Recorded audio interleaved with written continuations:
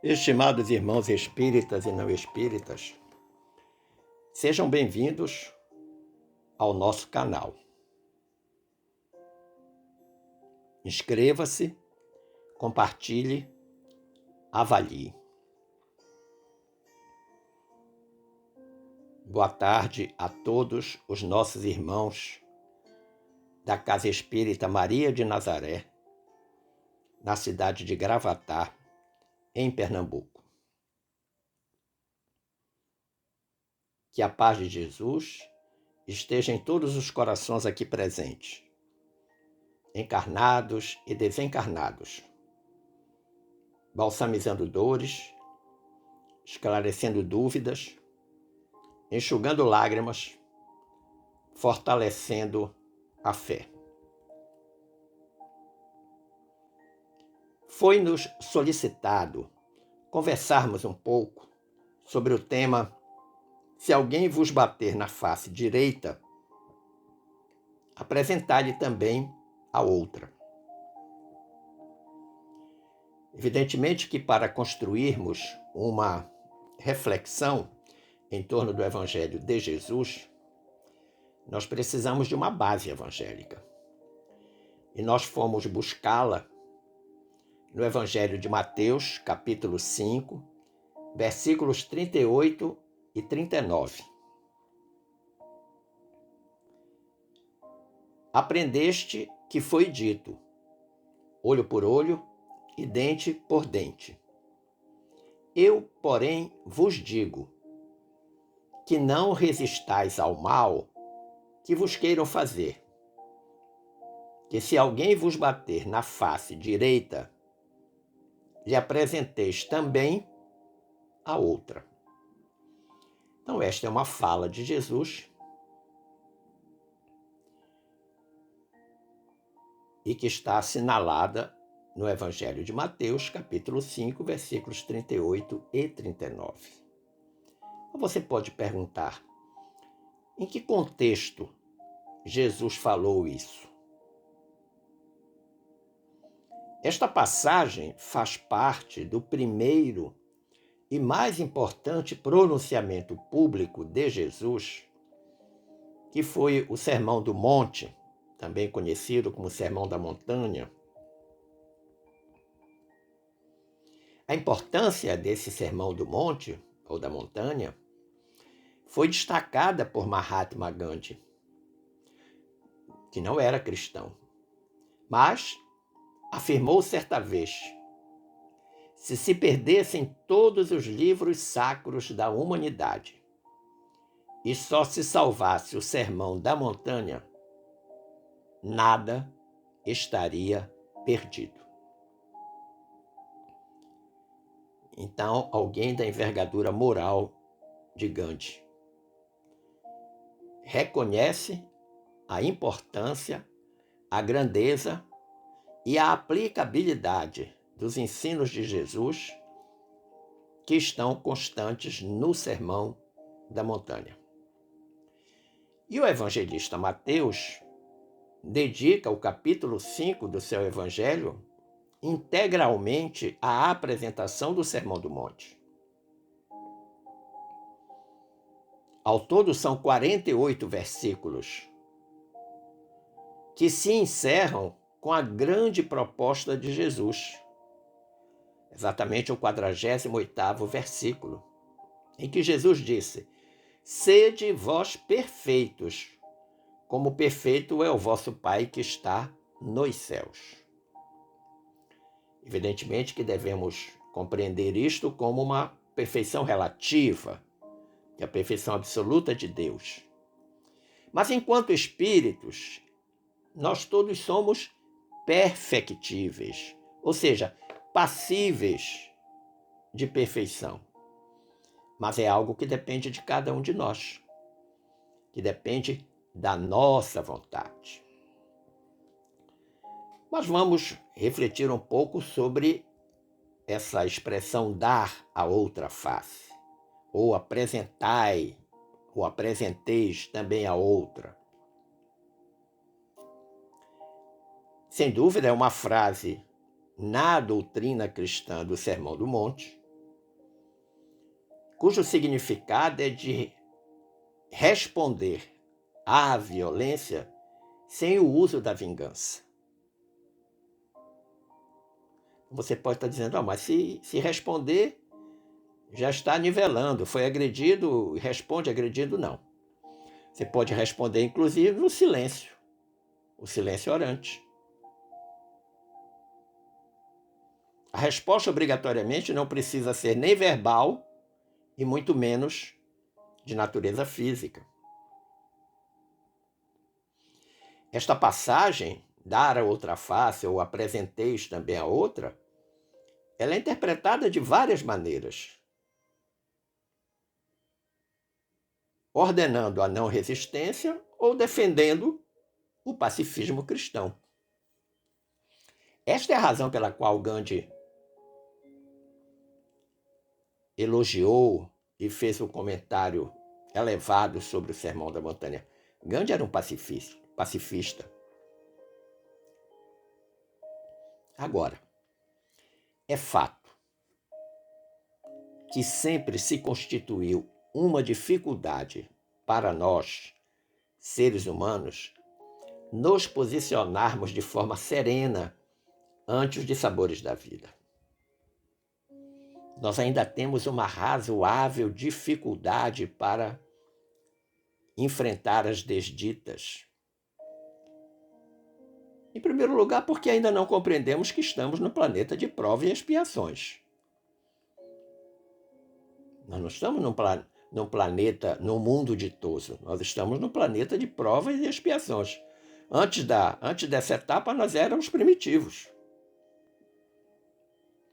O mal ainda predomina nas criaturas humanas. E essas dificuldades que nós experimentamos, por exemplo, no cenário do lar, ela acontece muitas vezes. No ambiente de trabalho, acontece muitas vezes. Não resistir ao mal significa não investir contra ele, dar o troco, vingar-se. Combatê-lo com a mesma vibração, revidando da mesma maneira, ou quem sabe até com mais violência. Não significa. A resistência não significa isso. Mas vencer o mal de forma pacífica. E a melhor forma de vencer o mal pacificamente é não acolher o mal em si mesmo. Veja-se, por exemplo, quando alguém diz algo que nós consideramos uma calúnia, disser alguma inverdade. A maioria das pessoas fica muito brava. Alguns chegam até a processar juridicamente aquele que levantou o falso testemunho. Quando, na realidade, a proposta de Jesus é não acolher o mal. Dizer o que Jesus certa vez disse a Pedro, quando Pedro queixou-se a Jesus, dizendo que as pessoas estavam dizendo que ele desviava os donativos recebidos para os albergados, os assistidos pela Casa do Caminho. Jesus simplesmente pergunta a Pedro, Pedro, você tem consciência que não faz isso? Tenho, Senhor. O assunto morreu aí, ponto. A grande maioria dos homens, ainda hoje, mesmo aqueles que pretendem serem discípulos de Jesus, que dizem amá-lo, ainda têm dificuldades para aceitar essa postura moral de resistir, de não resistir à violência, não enfrentar, não dar o troco, não vingar-se. Por quê? Porque ainda está impregnado nas criaturas o chamado ponto de honra. Fui ofendido. Ofendeu a minha honra. Ponto de honra é um fruto do orgulho. Ponto de honra é fruto do egoísmo. Ponto de honra é fruto do exagerado personalismo, que ainda domina muitas criaturas. Ah, Nelson, então eu devo deixar para lá? Se o que dizem é uma inverdade, ora por aqueles que dizem, porque eles acabaram de cometer o que os nossos irmãos católicos chamam de pecado. Ora por eles. Pede forças a Deus para não revidar.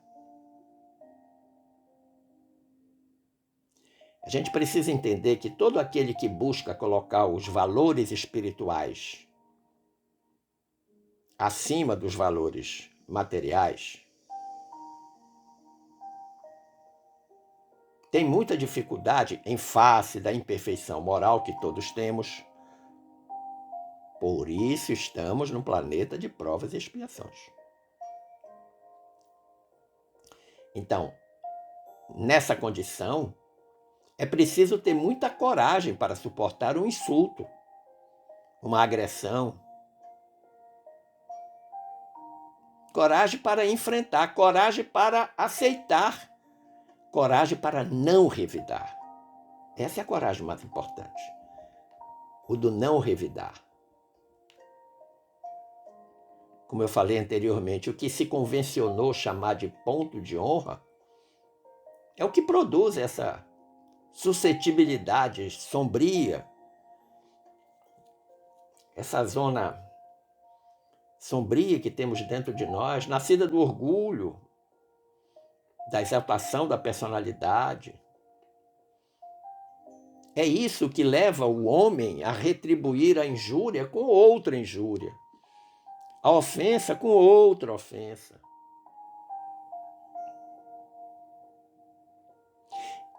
E que aquele cujo senso moral está vinculado às paixões terrenas, acha que é justo fazer.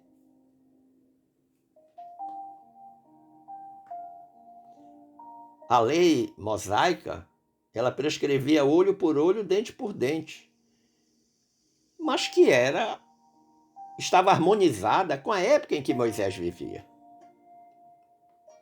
3.000 anos depois, vem Jesus e diz: retribuiu o mal com o bem. Olha que interessante. Ah, então quer dizer que a criatura está me fazendo mal e eu vou fazer o bem a ela? Sim. Muitos dizem: tudo bem, ela faz o mal, eu fico quieto. Entrou numa postura passiva. Você pode até dizer: não, mas eu estou resignado, eu estou suportando sem reagir. Mas a proposta de Jesus é mais ousada. Mais do que não reagir, é agir fazendo o bem em favor daquele que te faz o mal. Por isso que Jesus disse: não resistais ao mal que vos queiram fazer.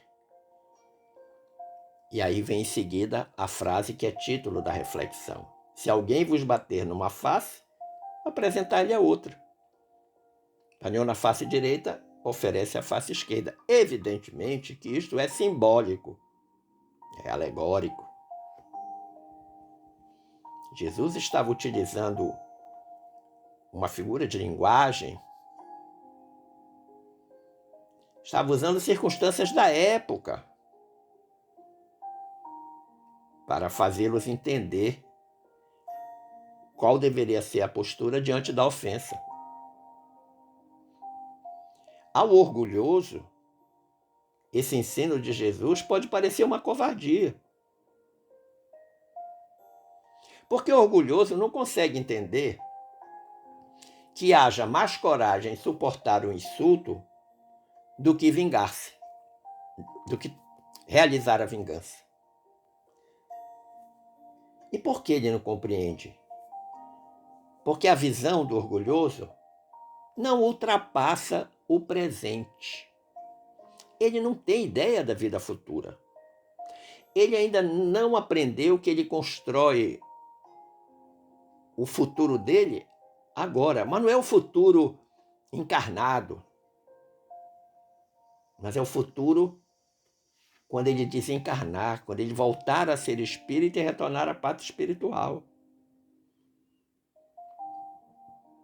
Quem não tem noção do futuro vai revidar na hora o insulto recebido.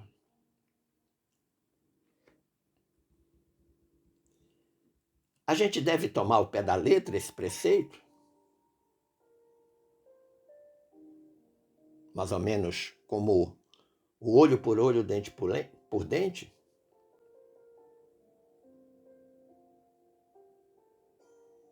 Se nós levarmos essa recomendação às últimas consequências, nós vamos condenar toda a repressão, mesmo legal, e deixar o campo livre para os maus agirem. E o que é pior, inventando-os de todo e qualquer motivo de temor.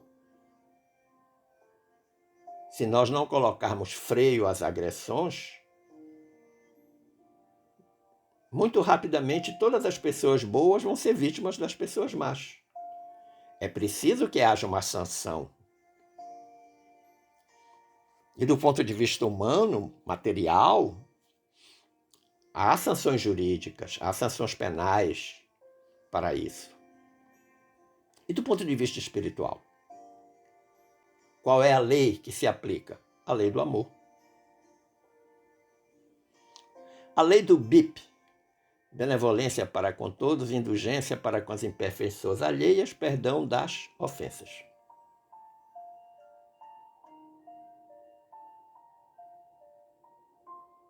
O próprio instinto de conservação, que é uma lei da natureza, obsta que alguém estenda o pescoço ao assassino.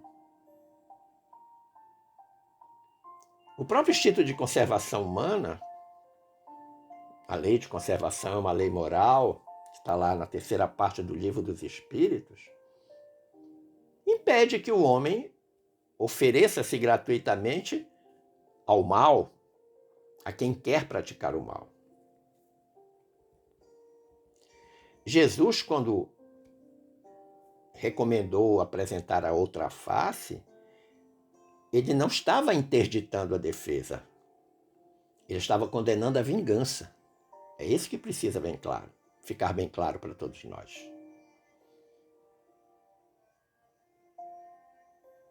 Agora, a defesa não pode ser sob a forma de vingança.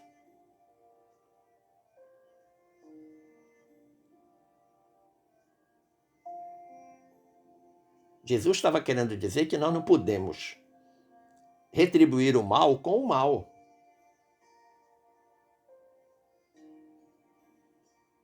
Jesus estava dizendo que nós devemos aceitar com humildade tudo aquilo que serve para abater o nosso orgulho. Que a maior glória advém de quem é ofendido e não de quem é o ofensor. Chico dizia muito isso.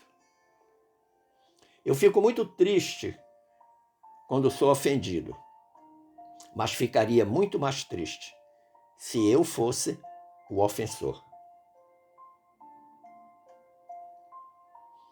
Porque diante de uma ofensa, de uma injúria, de uma maldade, nós temos que agir pacientemente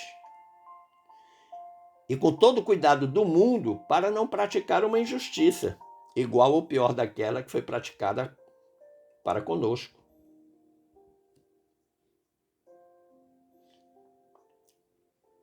Pode ser estarrecedor, mas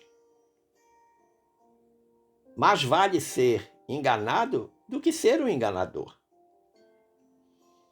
Mais vale ser arruinado do que arruinar os outros.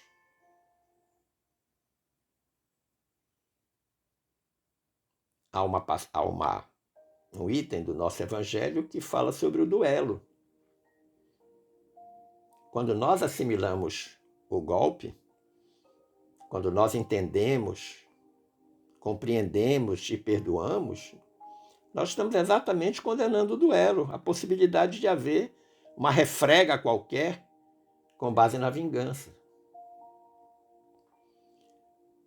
Porque o duelo também é uma manifestação do orgulho. Agora, o mais importante disto é nós percebermos que somente a fé na vida futura e na justiça de Deus, que jamais deixa impune o mal,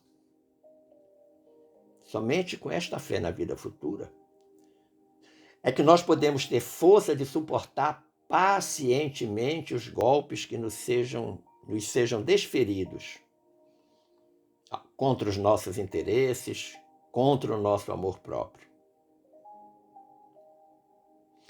Daí vem o repetirmos incessantemente algo que está lá no item 8 do capítulo 12 do nosso Evangelho. Lançai para diante o olhar. Quanto mais vos elevardes pelo pensamento acima da vida material, tanto menos vos magoarão as coisas da terra. Olha que interessante. À medida que a gente vai progredindo na elevação espiritual, em que a gente vai cada vez mais se desmaterializando, vai valorizando mais as coisas do espírito, quanto mais a gente avança nesse sentido, menos as coisas da terra nos magoam. Uma relação inversamente proporcional. Quanto mais eu me elevo, menos eu me magoo. Que ninguém magoa ninguém. Cada um magoa por si mesmo. A ofensa que eu recebo, eu é que decido se vou me magoar ou não. Não é o outro que disse a ofensa. Eu não posso dizer, você me magoou. Não, eu me magoei com o que você disse. É uma decisão minha.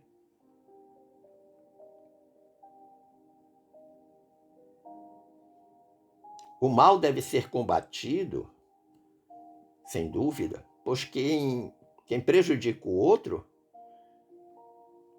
precisa receber a pena correspondente ao seu gesto, ao seu ato. Mas não seremos nós os aplicadores dessa pena. A vida se encarregará disso.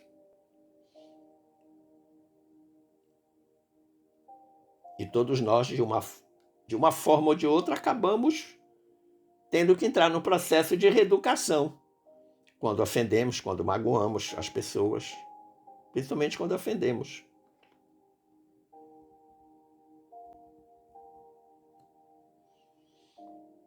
De concreto, nós devemos pensar que o próprio instinto de conservação, de sobrevivência, leva a todos nós a defender-se das agressões. Eu insisto, Jesus não condenou a defesa, ele condenou a vingança. Por quê? Porque a vingança iguala ou rebaixa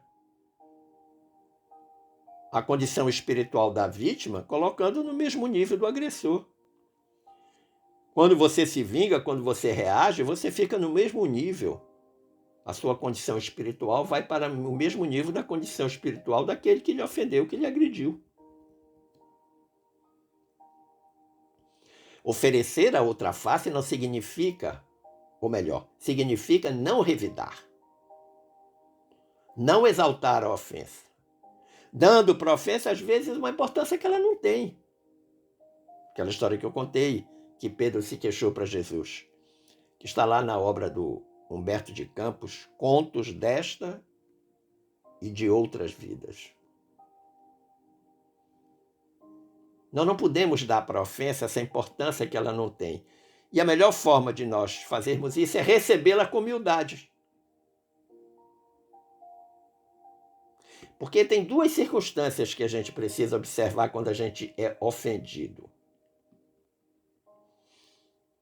O que nos disseram é uma verdade, portanto nós precisamos repensar e nos corrigirmos, ou é uma inverdade que deve ser desprezada. Às vezes uma ofensa se torna um aviso benéfico para todos nós. Por mais que nós julguemos que ela é imerecida. Nós não a merecemos, mas é um aviso benéfico para que nós mudemos. Ah, mas a criatura foi grosseira, me ofendeu. Sim, isso é um problema dela. Ela talvez não tenha usado a estratégia correta para chamar a tua atenção. Mas daí, para ser imerecida, não, principalmente se ela disse uma coisa que a gente precisa ouvir. É fato que quando alguém nos faz algum mal, a primeira reação nossa não é nem tranquila nem pacífica.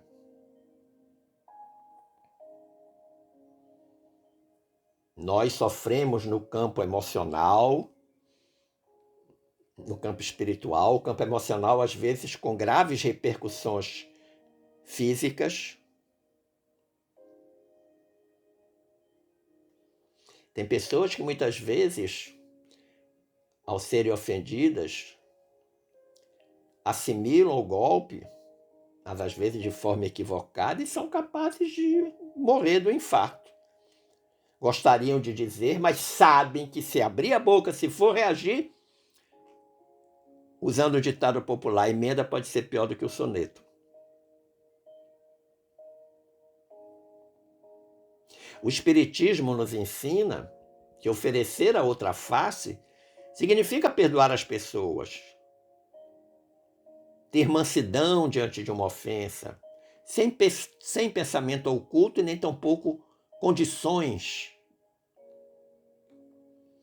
Dar a outra face significa assimilar o golpe, é um símbolo de maturidade, é um símbolo de força interior. Não é fácil ser ofendido, mas quem passa pela ofensa com galhardia, sem desejo de vingança, com compreensão, praticando a caridade moral e espiritual para com o ofensor, se eleva profundamente. E com uma vantagem, vai criando anticorpos para a próxima ofensa. Diante do insulto, da ofensa, da agressão, só há uma resposta cristã: o silêncio, que muitas vezes pode ser concomitante com a oração. É fácil de fazer? Claro que não. É possível? Sempre. Agora é uma questão de vontade.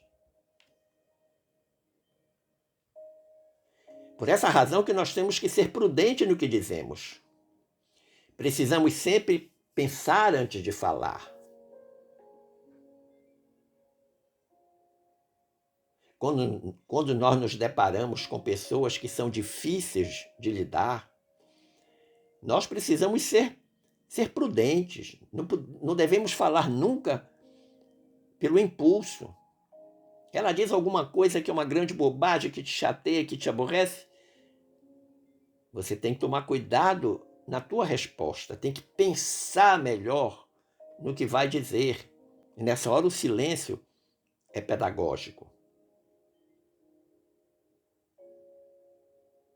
E aí vale recordar o profeta Amós, lá no livro do profeta Amós, capítulo 5, versículo 13.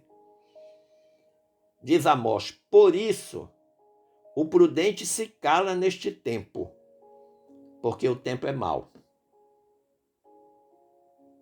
Ou porque é tempo mau.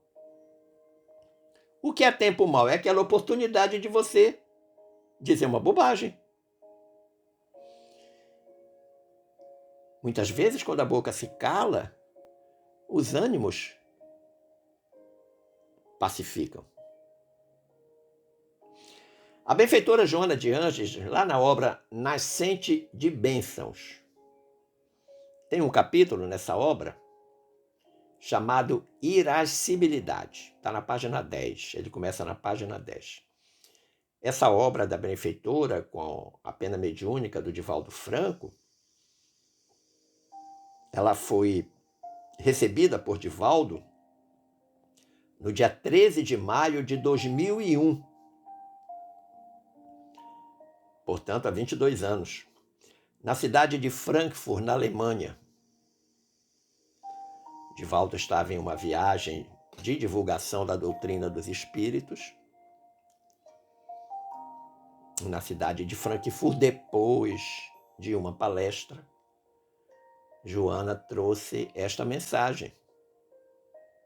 Uma espécie de receita, excelente receita, para enfrentarmos situações difíceis e dolorosas. E que eu peço-lhes a permissão de ler para vocês. Ela começa dizendo: tem cuidado com as tuas reações emocionais. O texto começa com um alerta. O nome do capítulo é Irascibilidade. Tem cuidado com as tuas reações emocionais. Vigia as nascentes do coração, de onde nascem o bem e o mal proceder, conforme acentua a narração evangélica. A narração evangélica relativa ao Evangelho de Mateus. Se alguém vos bater na face direita, apresentai-lhe também a outra. Disciplina os teus impulsos e direciona bem os teus sentimentos, a fim de que não venhas a tornar-te iracundo, gerando dificuldades no meio em que vives.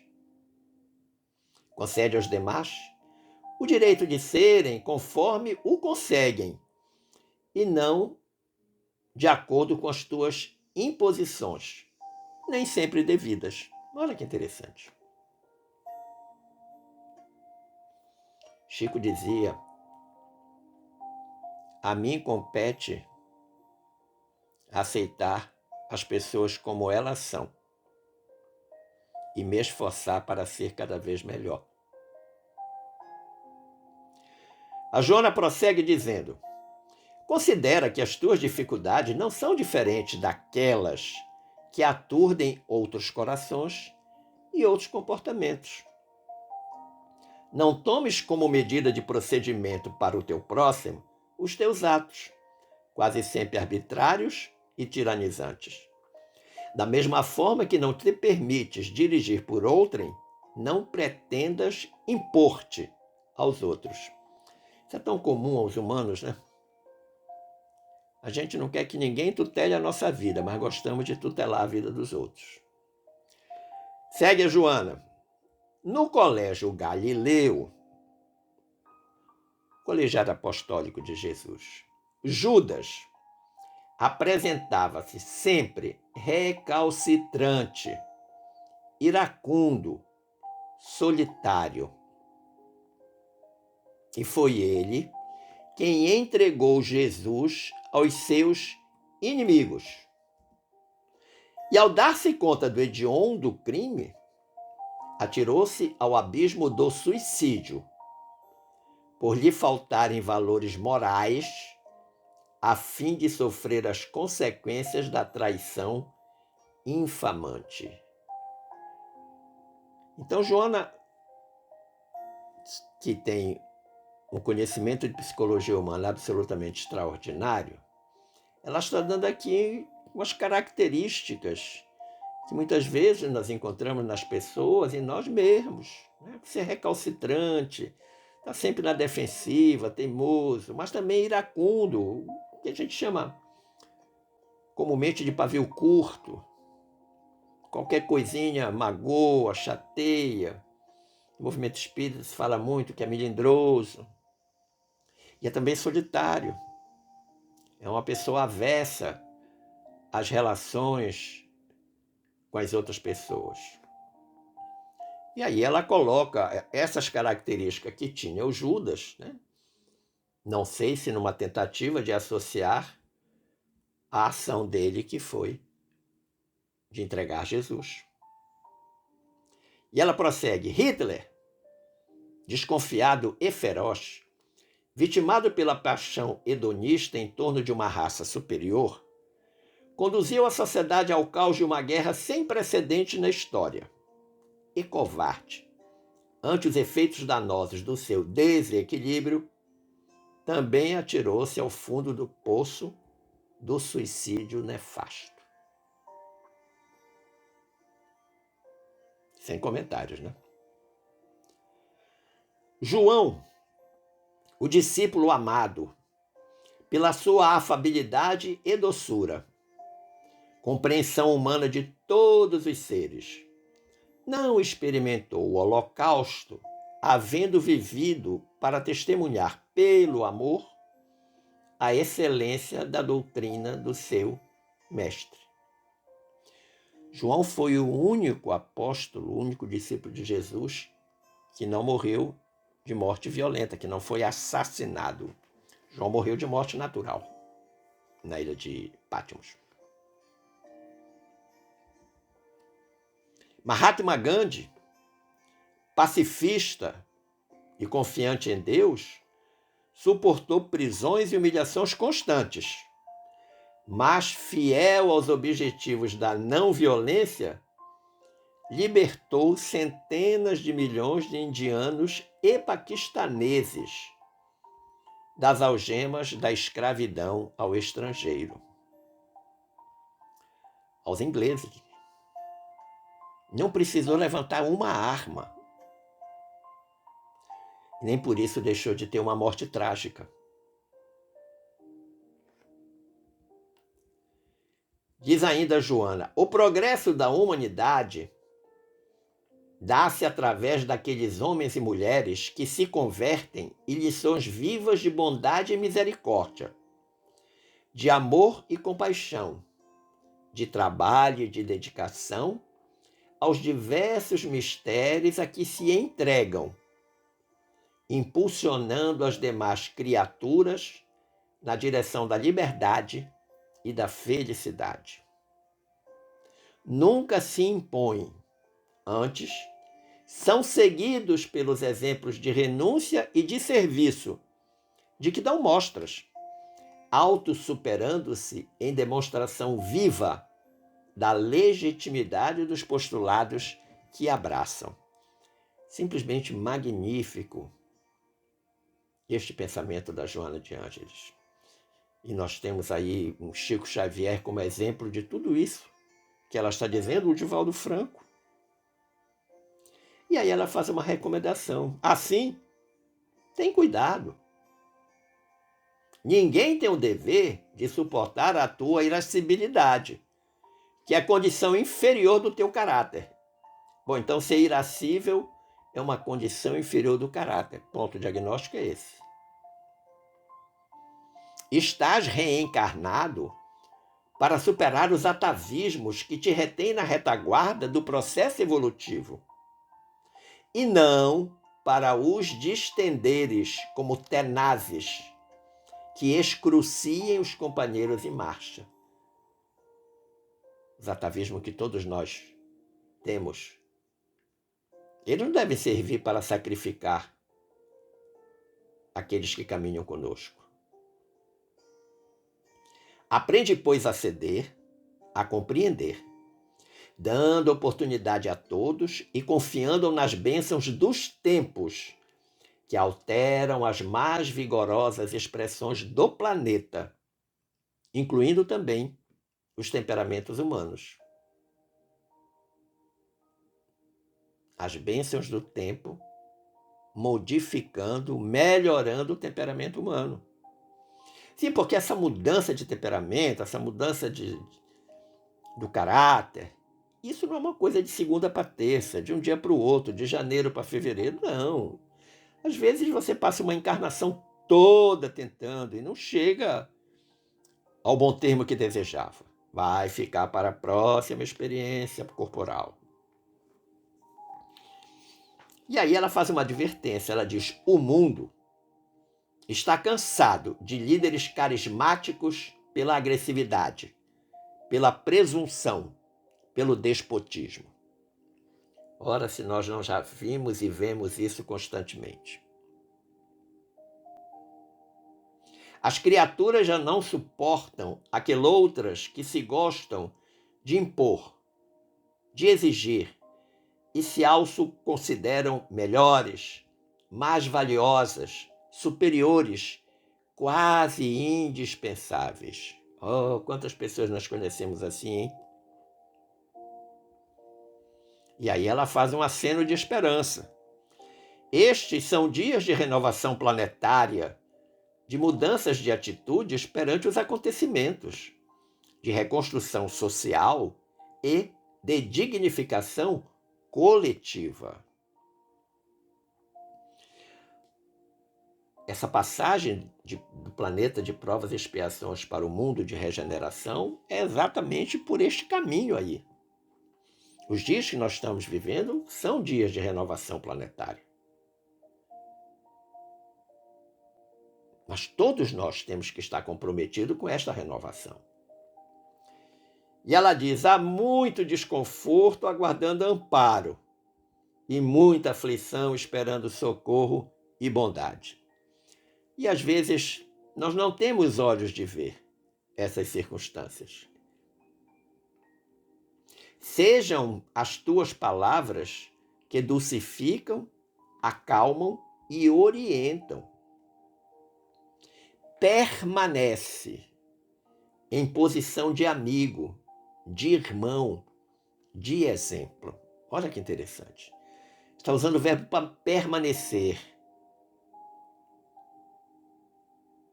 que nos leva à compreensão do substantivo permanente. Então, se é permanente, porque não é transitório, não pode ser um dia sim, outro não. É sempre. Permanece. Sempre. O que não consigas em um momento, lograrás mais tarde, se continuares ajudando sem irascibilidade, o que se transformará em dádiva feliz para ti mesmo.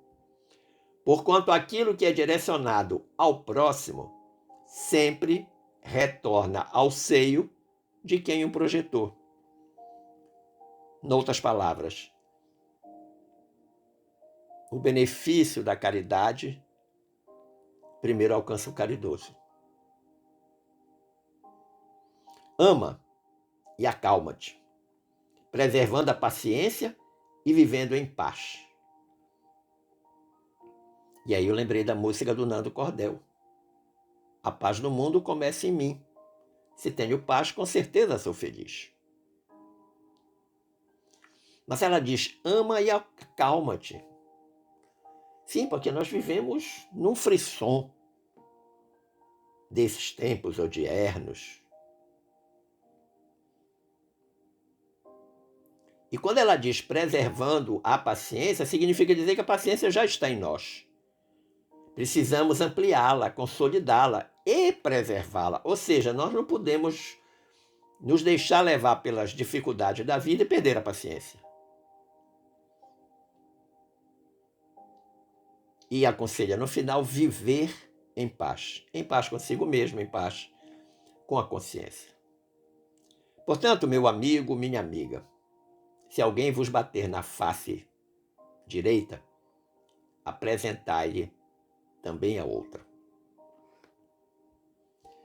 Agradecendo o carinho da atenção e das boas vibrações dispensadas, eu desejo que fiquemos todos em paz com Jesus. Um forte abraço.